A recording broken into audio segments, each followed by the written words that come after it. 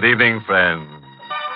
This is your host to welcome you through the creaking door into the inner sanctum. Come in, please do come in. Our little place may not be a mansion, but it has its advantages. For one thing, it's thoroughly scare condition. The scream pipes are always in good working order, and we're very proud of our hot and cold running slaughter. And the rent's quite reasonable, too. We get a cut break. As the drunk murderer caught by the police and asked for the whereabouts of his latest victim murmured, it's in the bag.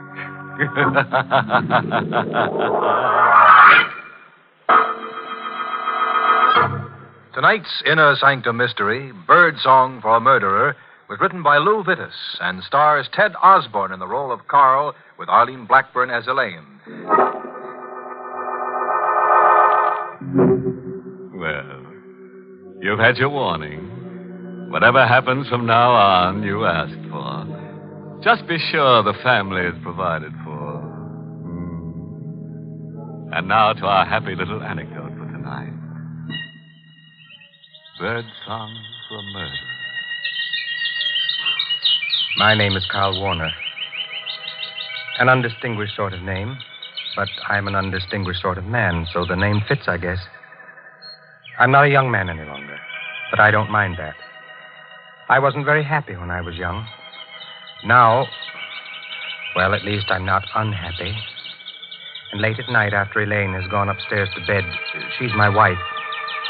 She's very pretty and younger than I am, and maybe I made a mistake in marrying her, but anyway, late at night, I go into the room where I keep the birds, and then, listening to them sing, I get as close to happiness as I can expect.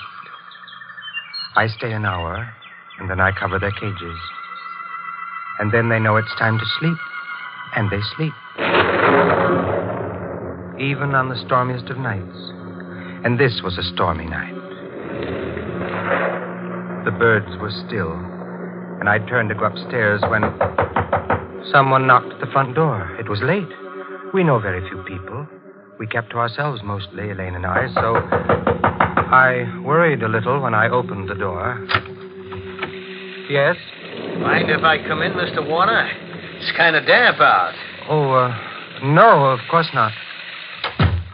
You seem to know me. I do, don't I? But I don't know you. My name is Brule, Chester Brule. Oh, how do you do? Well, I'd do better if I was sitting down. I'm sorry. Please. Thanks. Chester Brule. I still don't... Remember? Doesn't matter. What did you want? Nice place you got here. Much nicer than Cragmount. Cragmount? Cragmount Asylum for the insane. You work there? I used to work there. This is all very interesting. Funny thing happened just before I left. One of the inmates escaped. Very neat job. Was helped from the outside. Disappeared. Made quite a sensation. It must happen frequently. Not as frequently as all that. Besides, this baby was a homicidal lunatic. Homicidal? That's right. I don't see what all this has to do with me. I didn't say it had. There was one funny thing about this inmate. Was there? Loved canaries. Loved to listen to them sing. Psychiatrists at Cragmount found it very interesting. Birdsong was the only thing that kept the murderous impulse down. Mr. Warner, I'm out of work. That's too bad. You're not doing badly. Nice house, furnishings. Didn't I hear canaries singing before I come into the house? Maybe you did. So, 5,000 in the morning? No. I think yes. Otherwise, Cragmount will be happy to hear from me. 11 Crescent Place, room 2B, in the morning. You can show me to the door now. Of course. Good night, Mr. Warner. Till we meet again. I watched him go into the blackness, and the blackness swallow him. And then I went back into the house. I stopped at the foot of the stairs leading to the bedrooms. And then I turned and went into the aviary. The birds were quiet. I thought for a moment of taking the covers off the cages and letting the birds sing. And then I thought that night it might be better if I didn't let the birds sing.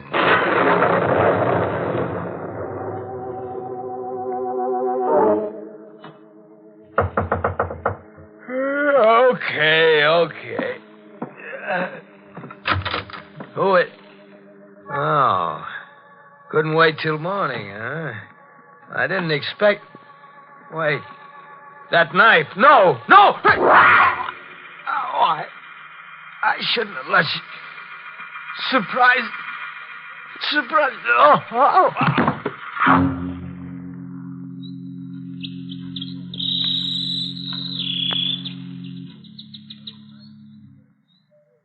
It had been a bad night. I couldn't have slept more than 2 or 3 hours. Fortunately, Elaine and I had separate rooms, and at breakfast the next morning, she was fresh and young and beautiful. Carl. Hmm? Why are you staring at me in that funny way? Nothing. You really shouldn't read it, Niels. Oh, it's only the paper. So many exciting things happen. I can't wait till I get to them. Still... Oh, isn't that terrible? What is? A man was murdered last night. Not very far from here. Crescent Place. Crescent Place? It's an odd name. Chester Brule. Carl, your coffee cup. I'm sorry, but I wish you wouldn't read the paper. It says that his canary, he had a canary, Carl, was singing when the landlady found the body. Oh, that's pathetic. Elaine, I told you not to read that paper. Darling. Give it to me. Carl, you're tearing the paper up. What's the matter? I'm nervous this morning. I don't remember your ever having been like this before. I told you I was nervous. Look, darling, why don't you go into the aviary? Listen to the birds for a while. You love them so, and they have such a nice effect on you. I went into the aviary, as she suggested, and listened to the birds. It was quite a little while before I stopped trembling. Carl? Yes, dear? Come into the kitchen. All right. I've been washing the breakfast dishes, darling, and found this among them. The carving knife. Isn't that funny? And besides, look at it. The blade's all covered with brown stains. I see. Sure, I washed it after dinner last night. Did you use it for anything? No, darling. Give it to me. I'll wash it now. Oh, I can do it. I just wondered. Oh, the door. Will you... No, give me the knife. You answer the door. But... I said you answer the door. Well, all right, but there's nothing to shout about. I don't know what's the matter with you this morning. I washed the knife. Quickly but carefully. Very quickly. But very carefully. It didn't take long. The stains hadn't hardened much. The brown stains. Carl? Yes? Someone to see you, a man. What does he want? Well, he didn't say, except that it was important. I'll go see him. He said he's a lieutenant from the police. There are 17 steps between the kitchen and our living room.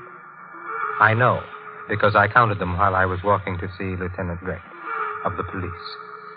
17 steps to make my face polite, relaxed, smiling.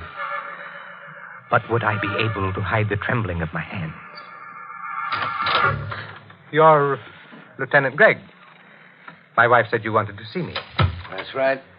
Have I been barking in the wrong place again? I'm afraid this isn't so simple. Oh, you're beginning to frighten me. What is it about? Murder? Oh? Mr. Warner, did you know a man named Chester Brule? Chester Brule? Well, I can't say offhand. I've such a bad memory for names. I may or may not. Why? He's the man who was murdered last night. Well, if I'd murdered him, I'd certainly remember his name. Of course. You understand this is just routine. You see, we found your name and address in Brule's address book. I see. We thought you might be able to help us. The fact that my name was in his address book doesn't prove anything? Of course not. Would the fact that Brule used to be an attendant in an insane asylum mean anything to you? Why should it mean anything to me? Well, I didn't say it should, Mr. Warner. I just Well, it thought- doesn't. Well, I guess that's that. Sorry to have bothered you, but we have to check every possible lead. I understand. I'll be going along now. Well, let me take you to the door. Funny thing, there was a birdcage in Brule's room with a canary in it, singing its head off. Oh? Well, lots of people are fond of canaries. Oh, sure. What was funny about it is that Brule's landladies swear Brule never had a bird. That is funny. The way it looks, the killer knifed Brule and then left the cage and the bird in it behind him. Doesn't make any sense unless you figure the guy who killed Brule was insane. Lieutenant Gregg of the police walked down the front path, across the sidewalk to a small black car and drove away. I shut the front door. The birds had been quiet, but the slam of the door maybe started them off. And I knew that somehow I would have to get the cage and the bird in it out of Brule's room. I didn't know how I'd do it, but I'd do it, no matter how insane it was.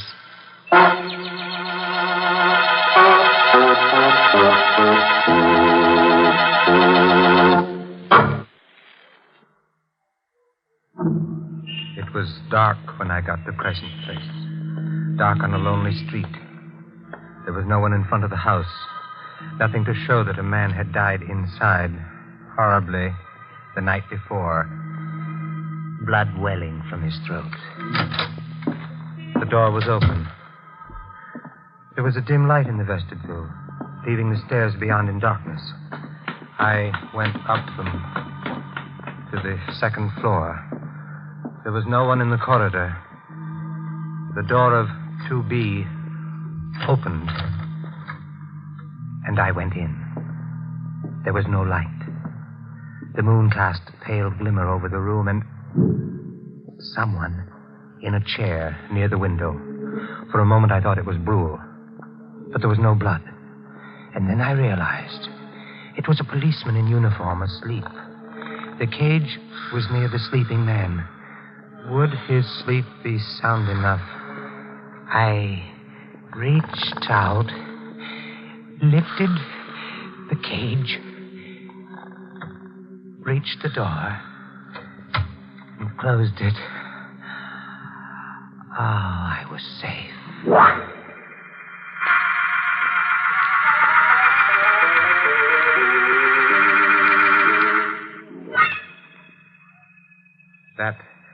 That would be a problem. I should have killed it instead. I left it at a pet shop where I'd gone and done business once, and then went home. Carl? Yes? Oh, I'm so glad you're home, dear. That Lieutenant Gregg is here again. He's in the bird room, dear. The bird room? Yes. I was in there with him for a while, but then I couldn't stand all the noise. Excuse me, Carl, but you know I don't like their singing. Why did you take him to the bird room? Well, he asked me to. All right. I'll go in there now. Well, don't let him keep you very long, darling. You're not well. I'll try not to let him keep me. Lieutenant Gregg. Hello, Mr. Warner. Quite a collection of canaries you got here. Yes, I have. Like them, huh? I wouldn't be likely to keep them otherwise, would I? Yeah, I suppose not. Were you home all last night? Of course. That is still about Chester Brule's murder? Uh-huh. Your wife and you sleep in the same room, huh? That's none of your... No. More convenient that way. Only trouble is she couldn't swear to your being around all night. Why should she have to? No reason at all, just the way a policeman's mind works. Funny thing happened a little while ago. Somebody walked into Brule's room and walked right out again. With that bird cage. Weren't the police guarding the room? Supposed to be, but we slipped up. Say, remember my mentioning I thought the man who'd killed Brule and left the bird cage behind him must be insane? You Did say something of the sort. Yep. And then there's the fact that Brule used to work with insane people. Begins to mesh, huh? I know very little about police work. Well, I hope I'm not boring you. Anyway, it occurs to me maybe I'd better take a trip up to Cragmount. I suppose going to asylums or any place else is a part of your job. Sure. Did I mention Cragmount was an asylum? Why, you must have. Yeah. That is yeah. I'll run up there, and I wouldn't be surprised if I get all the answers. What do you think? I think I'm going to... Carl, What is it, Elaine? Well, it's so late. I thought... I can take a hint, Mrs. Warner. Don't bother showing me the door. Night. He seems like a very nice man. Carl, stop it. What? That stare. If I didn't know you so well, I'd say you were going mad. Go to bed, Elaine. All right, darling. Oh, Carl, look. Look at what? Through the window. The garden. Lieutenant Gregg didn't go away. He's down there. Get away from the window. Go to bed. Well, I'm going. He looks as if he's waiting down there for something. For what, Carl? I knew what he was waiting for. Elaine went to bed. To sleep. I went to my room. I didn't put the lights on. From my window, I could see him. It was very still in the house and outside. I went away from the window. Sat down. I knew I mustn't go to sleep. Things happen when you sleep. Terrible things. But I hadn't slept well the night before. Not well at all. And there'd been the strain of the day. It was night now. And dark. And still. Terribly still.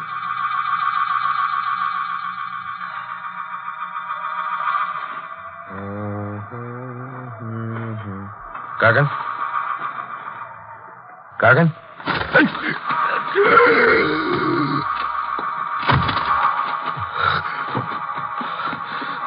I was right. Only it wasn't Gargan. I'm cold.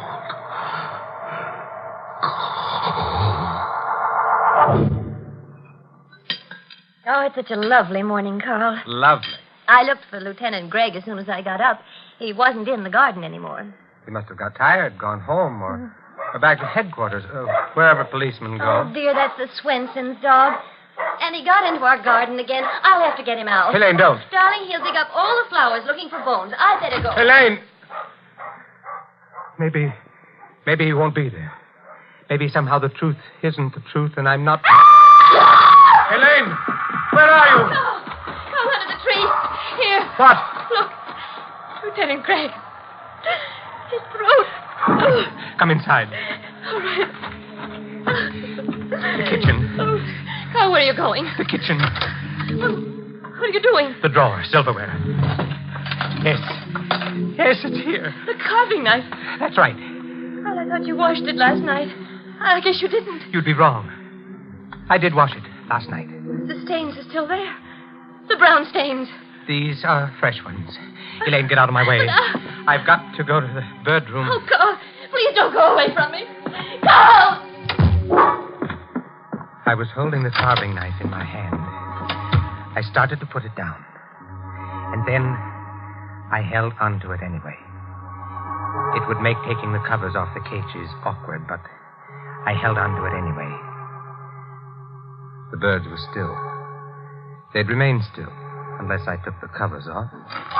Elaine. Carl, you must tell me. What's wrong? Don't come any closer. What? Elaine, please. Not any closer. You've got that knife in your hand. Yes. The one with the brown stains. Oh, Carl. Shh, don't say anything. Carl, the night before last. Elaine, don't ask questions. That's danger. You were out of the house. No. Last night, when Lieutenant Gregg was killed. I was asleep. You have the knife, Carl. Yes. Give it to me. No. Please, Carl. No. Stay where you are. All right. You may keep the knife. Because...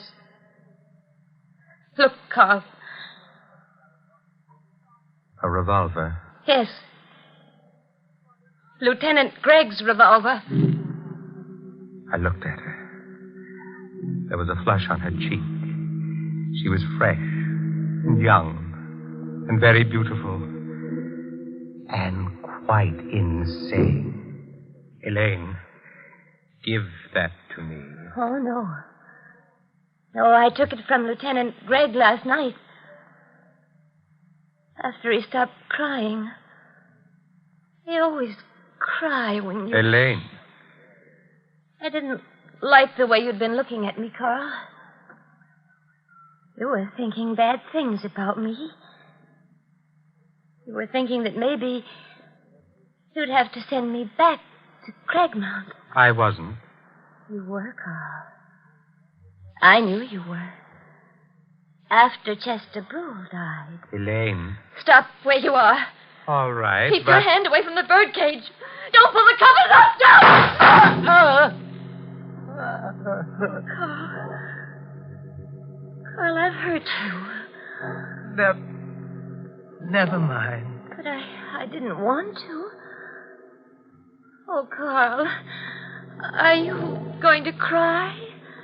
Like the others? I'll try not to. Because I wouldn't like that. I know. I'm sorry I hurt you. Doesn't matter. It was my fault. I loved you too well. I really killed those others. Not you, my dear. Oh, that's a very silly thing to say. And I'll become quite angry. I am quite angry.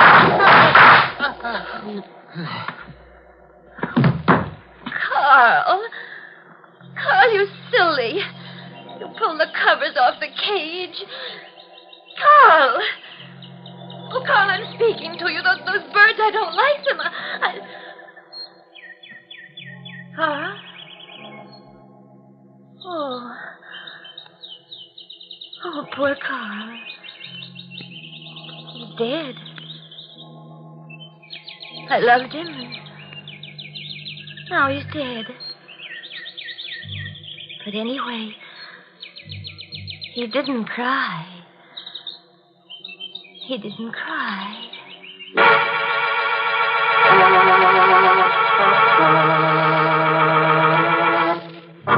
Well, there it is, the story of a couple of lovebirds who, instead of billing and cooing, went in for killing and shooting. Of course, it was all little Elaine's idea. All Carl did was cover up. Too bad he got shot for it. However, the police would have nabbed him for murder anyway. So you could say he paid a high cover charge.